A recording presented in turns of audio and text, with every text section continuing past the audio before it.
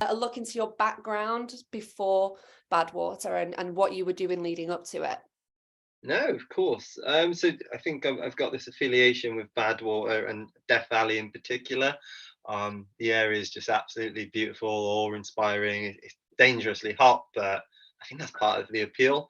And I've been visiting Death Valley since 2014, and I ran Badwater unofficially, but for myself in 2014. Went back in 2015 and did a double crossing. So I ran it one way 2017 and did it again, and then officially got into the race in 2019. So managed to actually do one crossing officially underneath the Badwater banner and under the race series, and then went back last year and managed to DNF and drop out and cause a massive fuss whilst doing so. It's always the best, isn't it?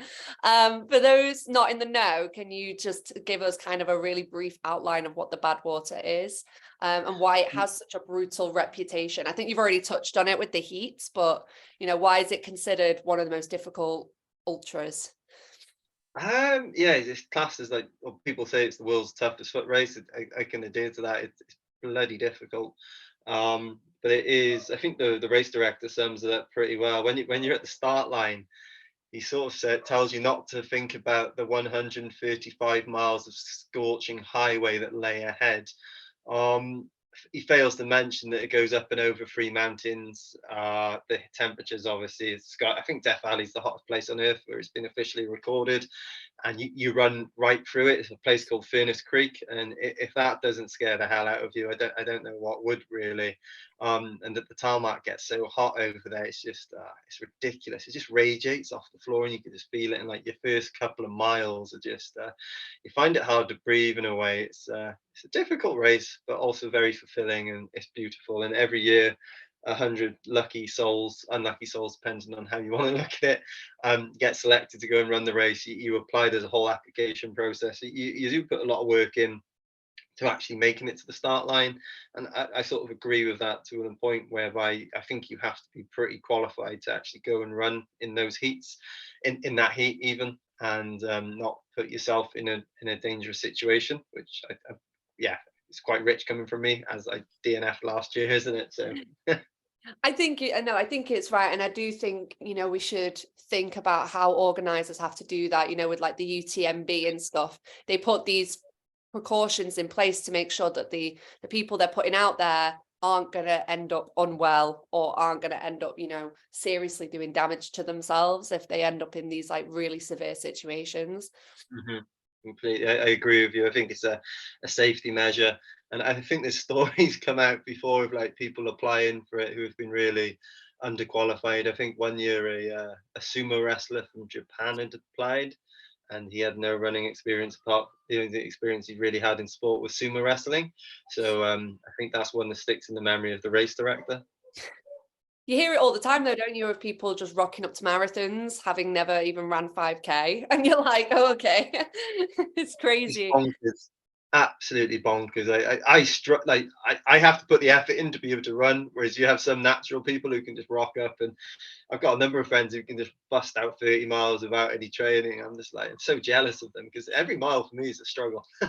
I completely agree with that. Those people who have never ran and then they beat you in every single race. It's great. It's really Bonkers. great. Good for your morale.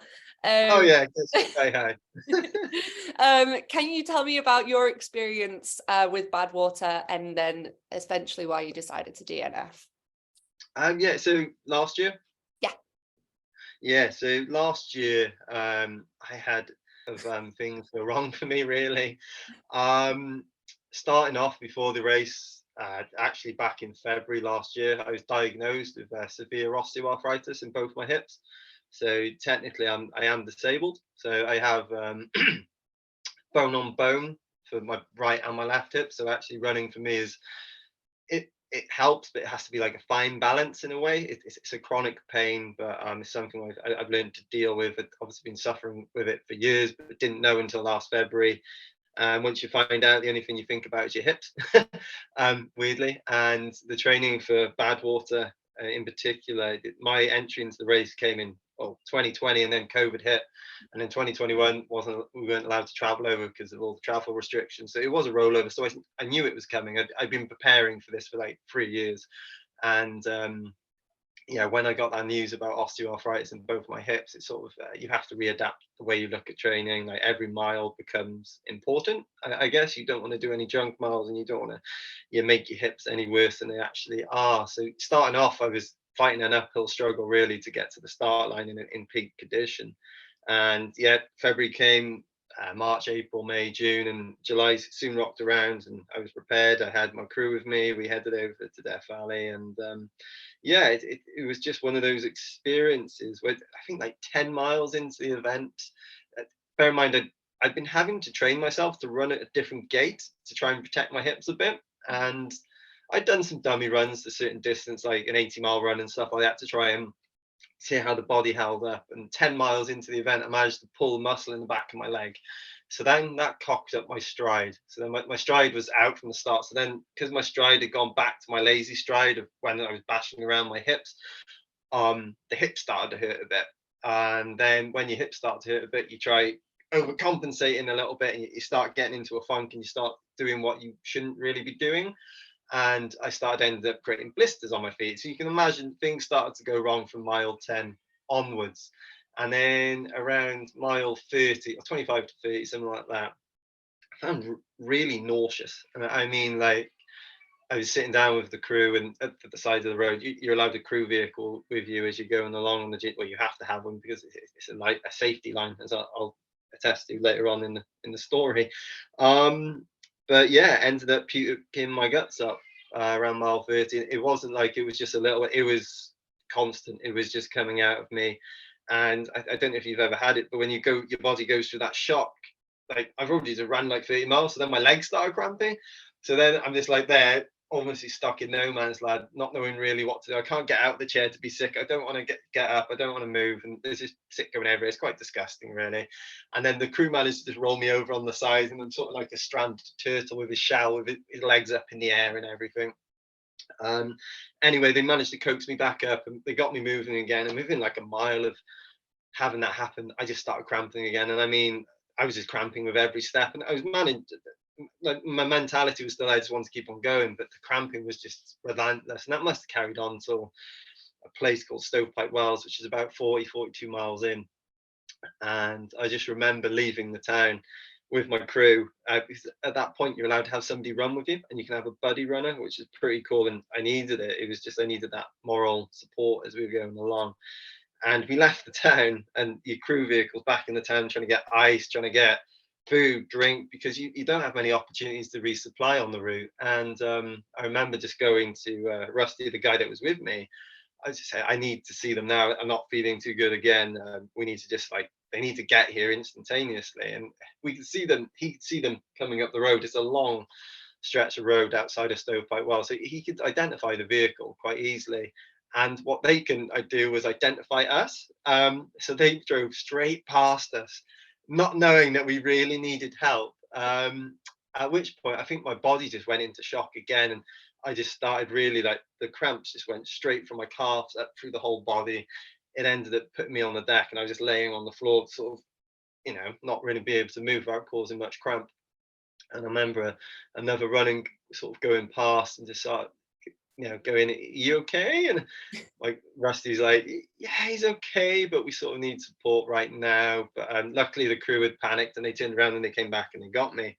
But that continued up until about mile 50, and I made the cutoff time for mile 50 with about 2 minutes to spare. So you can see how much I was struggling to just fight through the race. And mile 50 onwards to, like, I don't know, you talk about mile 90 is my last recollection of the whole event. And you go past the Death Valley sign. It's like the world famous Welcome to Death Valley sign. And I'd switched buddy runners at this point. His name was Stu, who was with me. And he was like, "Oh, dude, you're leaving Death Valley. We've put the hardest part of the race behind us. You're on easy street, if there's such a thing when it comes to Badwater." And I remembered it. I was questioning whether it was the sign. I thought I was hallucinating. So I had the reverse thing of thinking I was hallucinating, and actually I wasn't. The sign was actually there. And he was just sort of assuring me that it was the sign, and we made it out of the park, and you know what, we'll have an upper trend now, we'll get you to the finish line. And he said my response was, well, it's been fun. And he sort of thought that was a weird thing to say when you still got 45 miles left to go with the event. and it carried on for like another 7 miles. And at that, you'd switched support runners over those 7 miles, but I have no recollection of those 7 miles. And the rest of the story comes from my crew and people who sort of saw what happened. I was just going along. It's sort of, they described it as the Duracell bunny rabbit, where you just keep on moving. And I think actually dissecting it now, my mind just overridden my body, and it was just that there was the lights are on, but nobody was home. I think is the saying. So my body's just moving away, and my mind is just, I guess, slightly detached from my body. I don't really know what's going on.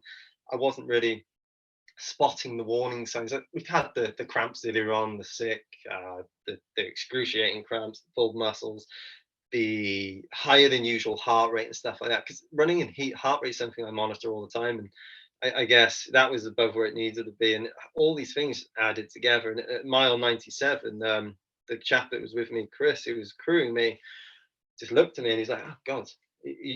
I hadn't said a word for a few miles, and that's not uncommon. Sometimes you just go into the zone and you just don't want to speak to anybody, and you just want to focus on moving forward. And it's quite disgusting. He was just like, "Oh my God!" And I'd actually lost all bowel control in my body, so the only thing my body could do was to release everything out of it. And you're wearing white, so you can imagine the scene that's going on. I'm still like the Duracell bunny, so I'm moving forward. I haven't even broken stride or anything like that. And he's just looking at me going, "That's not normal." And he's quite a well-spoken chap, so he's got a posh English accent as well. So you can imagine the sort of scene that's unfolding there. There's this guy just moving down the road, whilst the other one's sort of, should he be doing that? Anyway, he flagged down the support vehicle and got them to come and see me, and they just sort of all went, "Yeah, that's not right." And they flagged down the race doctor, and the race doctor just took one look at me and just said, you need to go to hospital now." And luckily, there are no hospitals out there. The only one is in Lone Pine, and we were about 25 miles outside of Lone Pine. So we were lucky in the grand scheme of things. It wasn't too far away. But they had the trick, they had the task even of having to coax me into the vehicle, because I wasn't there mentally, but my mind had completely gone elsewhere. I wasn't able to make a sensible decision. If I'd known what was going on, I would have stopped way earlier on. And they described it as like corralling sheep into a pen. They sort of just coaxed me as I was running along, and they just coaxed me into the open door of the vehicle, and then they just sort of promised that they'd let me get back out again, and they just closed the door, locked the door, and just drove off with me in the vehicle, still not knowing what really was going on. My full memory came around when I actually woke up in hospital, and you're sort of quite startled with, "Where the hell are you?" And it's like trying to figure out what's gone on. And you sort of know deep down you haven't made it to the finish line. So you're like, okay, well, what stopped me? Is it life threatening? And so on and such. And I just remember looking, and they obviously told the guys that I'd come back around. I think I must have been out for like 8 hours or something like that, completely just passed out. And you can see like the worry on their face. And when you sort of see that in your crew, you're just like, "Oh crap, something really bad must have happened."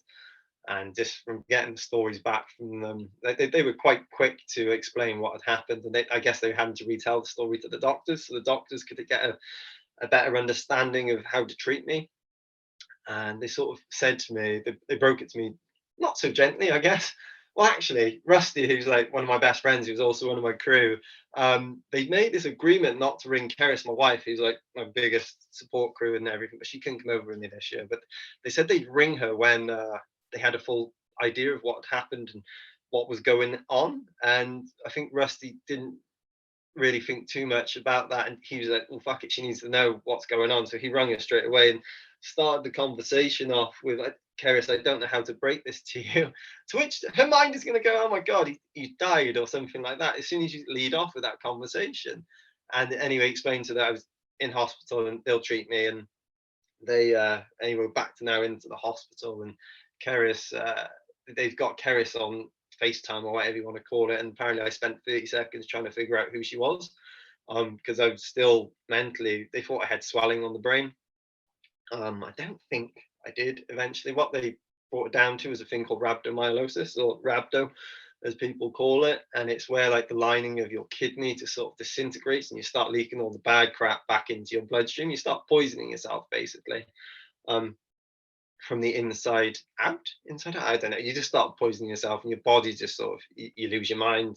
There are usually warning signs like peeing Coca-Cola, um, other things like that. And I didn't have that warning shot. My only warning was when I lost body control and everything sort of came out. I think my body was just screaming out for something to happen so people could take a look at me. It was just one of those really harrowing situations whereby when they actually had me in the hospital, I was in third stage kidney failure. So I was like one more step and I would have been on permanent dialysis the rest of my life. They didn't really have the machinery in that hospital to be able to put me on dialysis if things carried on going bad.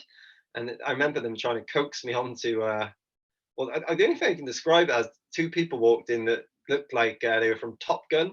So they had like the jumpsuits on and everything. And I was like, well, they don't look like usual paramedics or nurses. And they weren't. They'd actually got an air evacuation to come into the hospital because it's a small hospital. It's really not a big place at all. Um, to take me to a bigger hospital where they had more stuff which would be able to fix me if it was going to have to need dialysis to clean out my system, if it was going to have to take me away from kidney failure and actually save my life. And we had this awkward, first question being a tight Welshman was, how much is that going to cost me? To which the doctor sort of leant over and was just like, $60,000 to get on the plane, really, give or take. I was like, I'd like to know. I think I'd know if I was dying. But obviously I've messed up once already. I don't really know what to do. I don't really want. It's either a lifetime of debt or it's a lifetime risking your life. I didn't. Horrible situation to be in. So we all agreed that we'd give me one more blood test. And the way they did the blood test was take the bloods out of me. They'd walk outside the room and hand it to the janitor. The janitor would drive 4 hours up the road to the nearest hospital to get the bloods tested, to then ring back with the results. We had this huge delay in getting the bloods back. And yeah, he called back, and the blood test or the blood results had sort of gone in the right direction. They weren't. They were technically recovering, but they weren't sure whether it had bounced back or anything.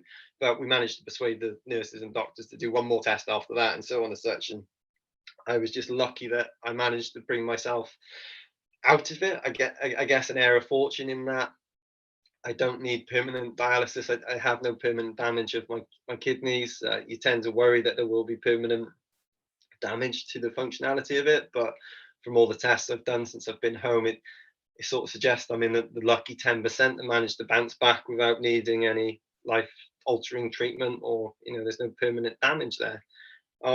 That is my dramatic experience from Badwater 135 in 2022, I guess. And it's I just think it's something which it's taken me a while to digest it, and I'm quite a proud person. My confidence got rocked completely from having to go through that. And I think the most shameful thing was it was just like risking my life. Or I've got a newborn child, I got a beautiful wife. Like, that's the thing I'm most shameful about. I'm not worried about the DNF. It's like the fact that I almost cost my own life from complete ignorance and sheer pig-headedness, I guess you would say it. I had that mental attitude of being able to push through, but that inevitably got me in a lot of trouble. And it's just one of those things I think not a lot of people talk about when it goes wrong. And then, I think, well, that happened in July, and end of the year, I think, is where I sort of really came to terms with it all and had digested everything that had gone on and dissected it and figured out. An amazing story. I think you definitely DNF'd in the most dramatic fashion you could have done. And it's really, really great to know that you're doing a lot better from that, because like you said, it could have really gone in a different direction. But I liked what you said about how, runners and athletes in general, we think, oh, we'll keep going, like everything's fine, until something really bad happens, and we might be overlooking things, especially, with elites trying to break records all the time, putting themselves in very serious situations. I think you're highlighting a really good point of, we need to look after ourselves, and know when to stop and look out for the signs to stop. Yeah, I think you're right. I think the more you could do about that, the better. I understand you need a level of commitment to achieve certain things. and one that likes doing that. But I think one thing I've learned from the experience is it's never worth your life, and I've got so much more to live for than just a finish line. I love Badwater than I love it. It's part of me, and it will always be part of me. God, I want to go back again. Every year. It's one of those things where it's just ingrained in me. But yeah, like I said, it's not about the DNF for me. It's just more the shameful of leaving my wife and my child, and I've just gone and killed myself from wanting to get to a finish line. It's just like when you look back at it, you just like it's never worth it. That's me. That's what I'd say. No, it humanizes it all, doesn't it? Because sometimes you can get so fixed on the finish line. It takes a minute just to step back and be like, it's not the end of the world if I don't finish this race. Like, it's fine. Yeah. It doesn't define you. I think you can use it as motivation to achieve greater things, definitely. And I genuinely learn more from my DNFs than I do from finishing any event that I've done in the past. Like I've spent since July till December dissecting the bloody thing. So yeah, that's probably the longest time I've spent figuring it out. And yeah, it's just difficult to digest. You wake up and you're like, oh, well, you always have that bad dream after the event of like, has this really happened? Has it not? And stuff like that. But yeah, it's one of those things that happens. And yeah, I had a lot of things go against me, which like I said, it was just a huge clusterfuck. So how's your recovery been in those 6 months? Are you back running again now? Yeah, so I was back running. I think I give myself like a month off after the whole experience and ordeal of just letting the body relax, because rhabdo, it completely depletes your muscles. Not a lot of people know that, so it actually just rips you apart for a while afterwards as well. Like I said, the whole confidence thing around hydration, so making sure you're on top of things, and you sort of make sure that when you go out for a run, you've got enough water that you can't just risk a little bit now. And I'd never ever want to go back to having rhabdo, and I wouldn't wish it on my worst enemy, to be honest. You hear these other stories of people having it and not being so fortunate as I was. I was genuinely in the 10% of what 90% of people don't really come back from that without having life-changing treatment. But the training's going well now. I'm back running. Like the osteoarthritis is something which is always it's what's the word, the elephant in the room of it's my hips. It's something which affects your running. It affects your lifestyle. It's a chronic pain, so it's something which it is very painful to deal with. But because it's chronic, I guess you learn to deal with it. And I've adapted my training to counteract that. I've changed my shoes. I've changed my gait. You work on muscle groups to help you with coping with the stress that you're putting on your hips. And when you've got bone on bone hips, it bloody hurts getting up in the morning or putting your shoes on. That's probably the worst pain.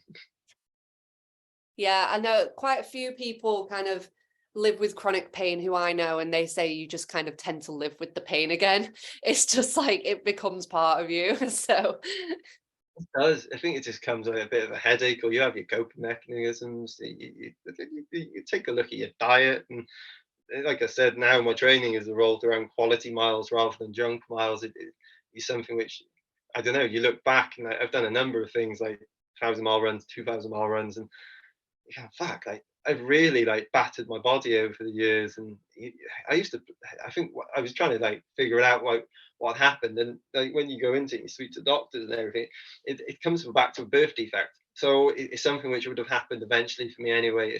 I was a breech baby, I think the way you call it.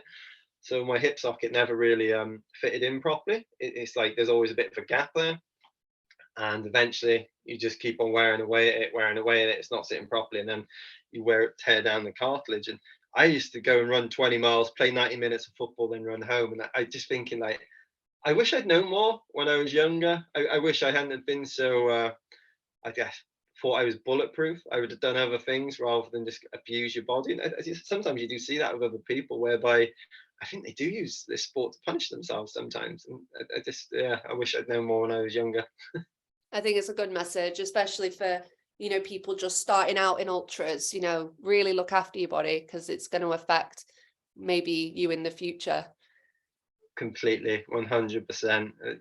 Every day's a learning day. Every run's a learning run for me now. So yeah, it's okay. You've already mentioned it, but are you going to attempt the Badwater again? So is your wife happy about that? That's an important question. So I messaged I messaged Keris 24 hours after the whole ordeal, whilst in the USA in a complete funk with myself. And I just messaged her saying, you know what's got to happen. And she just responded saying, now is not the time. But yeah, she's fine with me going back. I think, like I said, I've run it in 2014, 15, 16, 17, 19, failed in 2022. And to me, like, the only one that matters at the moment is that 2022. Weirdly, I've done it previously. I know that I've proved that I can achieve that and get to the finish line. But yeah, I want to go back. And again, I've never put myself in that risk category of having rhabdo or kidney failure again. I think I've learned from this, from 2022, and I'd have a better approach. I'd have better knowledge of my body. I'm still learning. I've been doing ultras since 2010, and yeah, I know hardly anything. I think you learn something new every day, and anything I can take back with me if I got back into the event would be beneficial. Hopefully I wouldn't, well, dissecting it and doing all the bloods and going for the doctors and all the boring, I say boring, it's quite cool in a way. Like, yes, you get the constant reminder that you failed and you almost killed yourself in the process, but like doing the bloods and figuring out what actually went wrong, they put it down to a number of things. The osteoarthritis would have had an impact in terms of like the stride. Would that have made my heart rate higher than usual in the heat? If your heart rate's higher than usual, that's going to cause you issues. I was working hard from the get-go. You don't really want to be fighting an uphill battle the whole way. I was depleted because of the sick episode, the cramping episode. And then weirdly, that I never had any symptoms of it, but they were doing the bloods and they sort of said there were signs of a long-term infection, and they sort of put that down to like long COVID. But I had no other symptoms around it. It could have explained the higher than usual heart rate. You look at the food intake, you look at your drink intake. By heck, you just look at your training, you just sort of rip that apart and see what else could you have done. And yeah, they've got a whole bloody little black book on it all now, which if I ever get back in, I will dip into and use to my advantage, I think. Yes, I've got this permanent disability in my hips, but actually that's going to help me moving forward. I think it will make me take more care of my body and take that approach into Badwater if I ever get back in. I'm sure you will. I'm sure you will. As you said, it's in your bones, so it's you definitely. I can feel it. You're going to be going back at some point. It would be an amazing experience, but a cautious approach, I think, is the way of putting it. Well, thank you for coming on with me today. I've really appreciated it, and I've learned a lot, and I'm sure everyone will have learned a lot as well. So thank you. Oh, thank you for having me on.